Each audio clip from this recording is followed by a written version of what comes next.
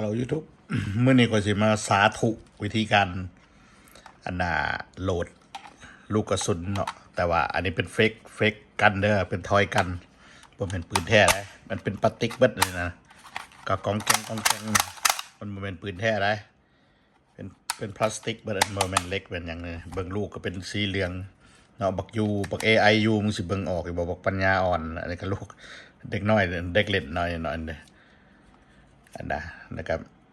มีอีกอย่างก็ซุปใส่เรื่องหัวมันนี่นะบริเวณลูกปืนแท้เด้อขอสิมันสาธิตวิธีการ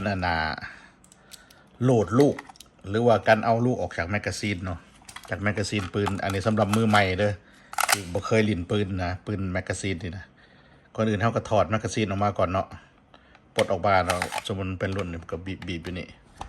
เนาะหันแมกกาซีนมันแบบซี่เนาะมันก็คล้ายๆกันแหละปืนแพร่ปืนปลอมกันเนาะอันนี้ปืนปลอมอันนี้ก็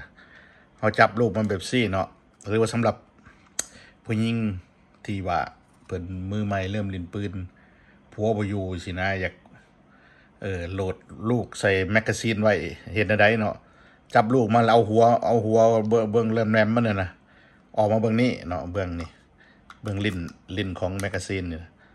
กดลงไปได้ใส่นิ้วโป้งกดลงไปเนาะปืนแท้ปืนปลอมมันก็ใส่ระบบเดียวกันเนาะใกล้ๆกันกดลงไปลูกหนึ่งนะลูกที่สองก็กดลงไปเลยเอากดโดยเอากดลูกกระสุนนี่นะกดลงไปเลยค่ะสไลด์เข้าไปเห็นแบบเดียวกันทุกลูกกดลงไปแล้วก็สไลด์ถอยหลังเข้าไปกดลงไปสไลด์ถอยหลังเข้าไปกดลงไปสไลด์ถอยหลังเข้าไปเนาะถือว่าเรียบร้อยในการโหลดลูกเข้าแมกกาซีนแล้วก็เอาเข้าแม่มันคือเก่าโดยการตบเขาจำยูเขาจำถือว่าเรียบร้อยพร้อมยิงเนาะวันนี้วิธีเอาออกวันนี้เนาะสู้ว่าบริษัทเลยอยากเอาออกเห็นได้มันเอาลูกออกนะ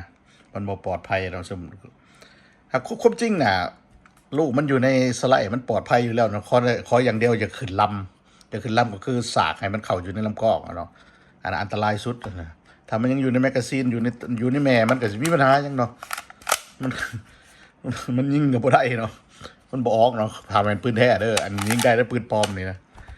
วิธีเอาลูกออกป่ะนี่นะลูกออกก็ง่ายๆเนาะเอาจับแมกกาซีนมาไปสิใส่นิ้วโป้ดันลูกมันนี่นะแล้วอีกมือหนึ่งห้องเอาไว้บ่อยากห้องก็ได้ดันออกไปเลยก็ได้นี่เนาะเนี่ยดันออกไปเนาะมันก็จะเด้งออกไปปืนแท้กับสิแบบเดียวกันระบบเดียวกันเนาะกาซิมีเดี๋ยวเท่านี้นะจะมาสาธิตวิธีการดาวน์โหลดลูกปืนแล้วก็เอาลูกปืนออกจากแมกกาซีนเนาะสำหรับลูกโม่แห่งสิ่งง่ายนะว่าเทิงซะนะเนาะนี่วิธีการโหลดลูกใส่แมกกาซีนนะถ้าเอาหัวแหลมมันจะบ่ถึกได้เนาะแต่เอาหัวแหลมปินออกเบื้องมันมีหูไปสิเอาตูดมันเข่าเนาะแล้วก็พร้อมยิง